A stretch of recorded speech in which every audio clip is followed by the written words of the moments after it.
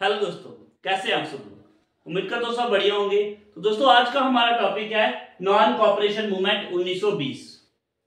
इस मूवमेंट की अगर हम बात करें, ये काफी पॉपुलर मूवमेंट थी, गांधी जी के द्वारा चलाई गई।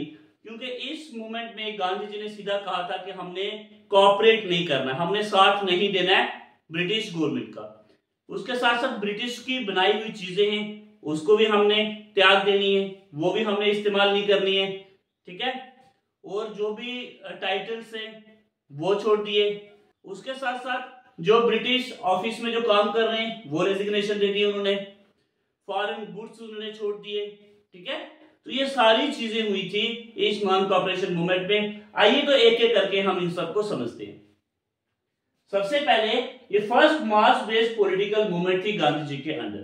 पहली मास बेस्ड पॉलिटिकल मूवमेंट, लोगों के अंदर पॉपुलर मूवमेंट, ठीक है। First mass based movement political movement थी गांधी जी के अंदर, लोगों में प्रसिद्ध हो चुकी थी ये मूवमेंट, ठीक है।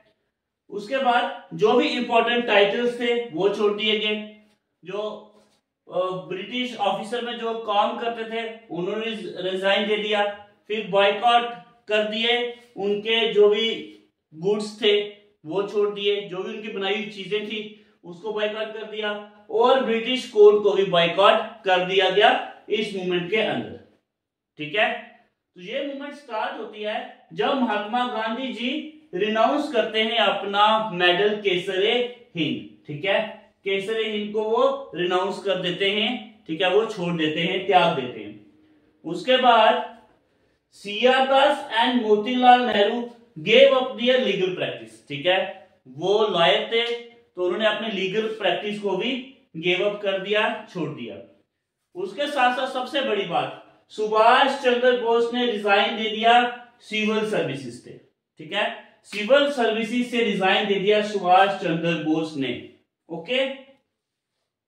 उसके बाद क्या होता है दोस्तों, इसी समय में जो प्रिंस ऑफ वेल्स जो थे वो भारत में पहुंचे। लेकिन जो भारत में वो आते हैं प्रिंस, उनका किसी भी तरह का कोई भी स्वागत नहीं होता है, ठीक है। उसके बाद अगर हम बात करें, बहुत सारे नेशनल स्कूल्स का इस समय सेटअप हुआ था। सबसे पहले देखिए काशी विद्यापीठ, बिहार विद्यापीठ, जामिया मिलिया इस्लामिया, ठीक है। तो ये स्कूल का सेटअप हुआ इसी समय में, नॉन कॉपरेशन मूवमेंट के समय में, ठीक है। बोनफायर ऑफ फॉरेन क्लोथ, जो फॉरेन के बने हुए कपड़े थे उनको जला दिया गया। मैसेज ऑफ स्वदेशी, अब ये कहा गया कि जितना हो सकता है अपने ही देश का बनी हुई चीजों का इस्तेमाल कीजिए।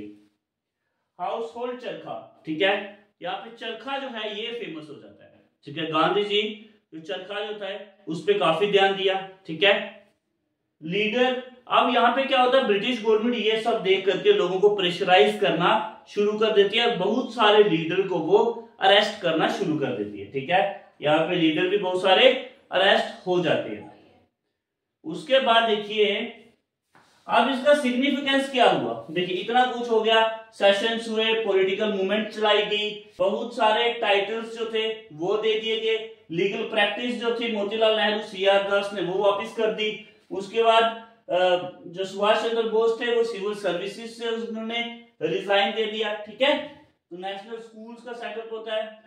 उसके बाद रियल मास मूवमेंट, अगर हम नॉन कॉपरेशन मूवमेंट की बात करें, ये रियल मास मूवमेंट है। रियल मास मूवमेंट को हम इसीलिए कहते हैं, स्टूडेंट्स ने एक्टिवली पार्टिसिपेट किया इस मूवमेंट में, ठीक है। और उसके साथ साथ जो भी लीडर्स थे, जो भी लोग थे, बहुत सारे लोग यहाँ पे ज्वाइन होते हैं इस मूवमेंट को, ठीक है। तो इसलिए ये रियल मास मूवमेंट हम कह सकते हैं। स्प्रेड ऑफ नेशनलिज्म, नेशनलिज्म की बात करें, ये तो जब रोलर अटैक हुआ, जलियांवाला बाग हुआ, ठीक है, वहीं से लोगों के अंदर क्रांति पैदा हो गई थी। लेकिन उसमें थोड़ा सा होता ना, आग में घी डालने का काम किया नॉन कॉपरेशन मूवमेंट में, ठीक है। और सबसे बड़ी बात, हिंदू मुस्लिम यूनिटी, खिलाफत मूवमेंट को हमने पढ़ा, ठीक है। उसके बाद नॉन कॉपरेशन मूवमेंट में पढ़ा। 1920 में ये दोनों एक साथ चलती है, ठीक है। तो इससे हिंदू मुस्लिम की यूनिटी जो है वो पीक पे पहुंच जाती है।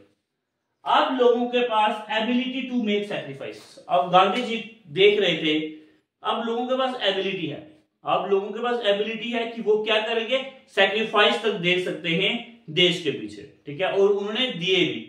बहुत सारे सेक्रीफाइस दिए, उन्होंने छोड़ दिया, अपने टाइटल छोड़ दिए, जो ब्रिटिश के ऑफिस में काम करते थे ऑफिस छोड़ दिए, बच्चे स्कूल में पढ़ते थे ब्रिटिशर की वो स्कूल छोड़ दिए, ब्रिटिशर के जो कपड़े थे वगैरह उनको आग लगा दी। ठीक है, तो इस तरह के सैक्रिफाइस लोगों के अंदर क्रांति जो है वो पैदा होना शुरू होगी। ठीक है, उसके बाद ब्रिटिश गवर्नमेंट ने कांग्रेस और खिलाफत कमेटी को इलीगल साबित कर दिया कि ये क्या बोला, ये क्या है, गैर कानूनी कमेटी से, गैर कानूनी क्या है ये इंडियन नेशनल कांग्रेस जो है और खिलाफत कमेटी थी ये गैर कानूनी, ये इलीगल है। ठीक है, ये प्रूव किया किसने, ब्रिटिश गवर्नमेंट ने। ठीक है, तो ये था हमारा नॉन कोऑपरेशन मूवमेंट। उम्मीद करता हूं ये टॉपिक आपको समझ में आ गया होगा, काफी छोटा सा टॉपिक है और काफी इंटरेस्टिंग भी है। ठीक है, तो हम आगे चल के देखेंगे और भी मूवमेंट जो गांधी जी ने लॉन्च किए और भी important topic Indian national movement के। चैनल को सब्सक्राइब कीजिए, वीडियो को शेयर जरूर कीजिए। तो नए टॉपिक के साथ मिलते हैं, धन्यवाद।